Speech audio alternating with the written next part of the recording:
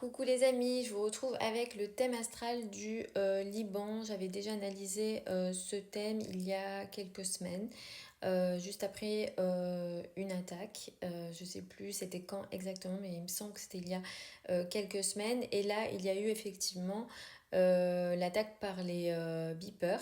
Du coup, je me suis dit, on va regarder à nouveau ce thème, sachant que j'ai fait des vidéos où je parlais donc de l'éclipse du 18 septembre en disant que c'était une date très importante, une période très importante avec des situations scandaleuses, avec des situations un petit peu floues et notamment par rapport à cette attaque, c'est sûr qu'il y a eu une situation assez floue. Neptune est très en lien avec ce qui se fait de façon cachée.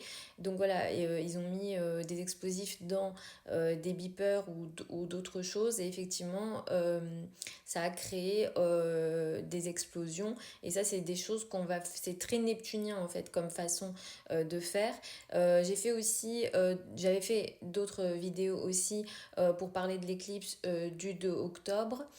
Et c'est vrai que dans la vidéo où je parlais de l'éclipse du 2 octobre, je vous ai expliqué que cette éclipse du 2 octobre, elle est très compliquée parce qu'elle est en balance à côté du nœud sud, carré à Mars. Et donc ça diminue l'énergie de la paix, ça diminue l'énergie du terrain d'entente. Et ça, au contraire, avec le carré à Mars, ça augmente l'énergie de la guerre. Donc ça, c'était aussi il y a quelques semaines. Et j'avais aussi indiqué que ça a impacté certains thèmes de certains grands leaders et vous trouverez ces vidéos sur ma chaîne YouTube si vous cherchez bien. J'ai pas fait de playlist, je suis désolée. Donc faudrait peut-être que je le fasse, mais allez regarder, vous trouverez ces informations. Au cas où, si vous n'avez pas envie d'écouter à nouveau, je préfère vous répéter ici.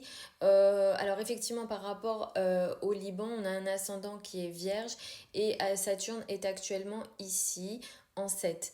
La 7, c'est les ennemis ouverts, les personnes qui vont s'attaquer à vous directement, les procès, le couple, toute forme de relation à deux est reliée ici. Donc quand on a une attaque directe, elle se situe ici. Jupiter est actuellement en Gémeaux en haut, mais effectivement en haut on a Mars et on a Saturne aussi. Donc Jupiter est passé sur Mars et il arrive petit à petit sur Saturne et le Saturne du Liban, ici 25 degrés du Gémeaux, c'est carré à la lune natale du Liban. Et dans les anciennes vidéos que j'avais fait, j'avais expliqué que le peuple libanais allait encore être touché potentiellement et notamment par cette éclipse du 18 septembre.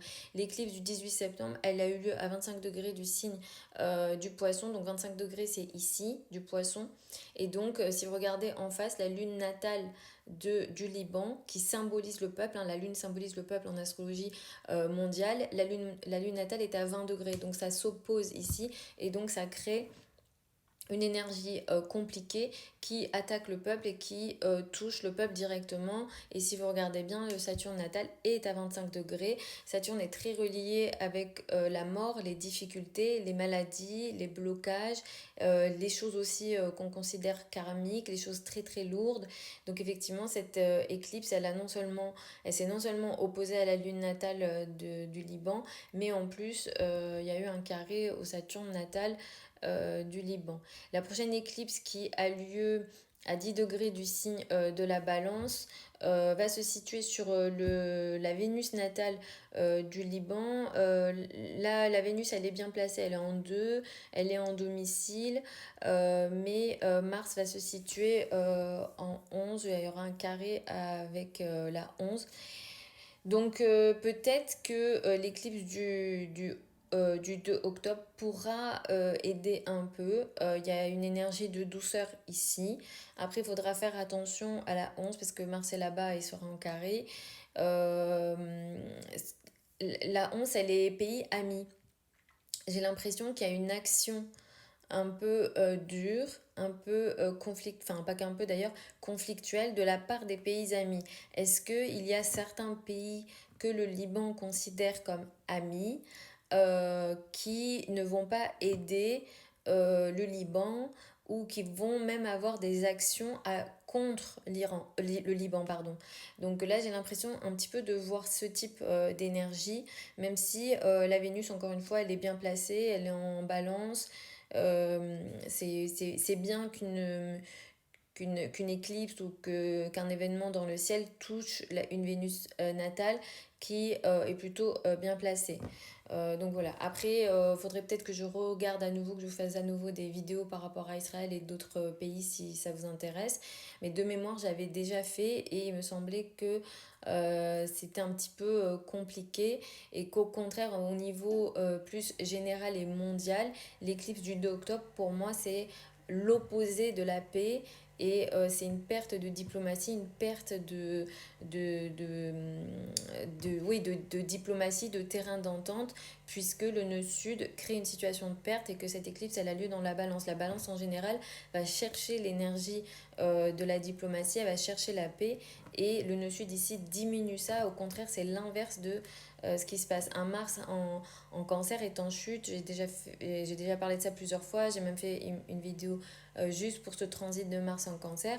Mais Mars en cancer, c'est vraiment de l'action ou de la guerre qu'on va faire par les émotions et de façon du coup déséquilibrée. Je vous expliquais qu'un Mars en cancer, c'est un Mars qu'on considère déséquilibré. Donc voilà les amis pour ces explications astrologiques, j'espère que ça vous a plu. Vous avez des liens au niveau de mon profil si vous souhaitez prendre une consultation avec moi. Pour celles et ceux qui veulent apprendre l'astrologie avec moi, la prochaine session de formation pour les débutants démarre en janvier 2025. Vous avez toutes les infos sur mon site internet. Les formations, elles ont lieu en direct, en ligne, sur Zoom, tout est indiqué sur mon site internet. Je vous embrasse et puis je vous retrouve lors d'une prochaine vidéo.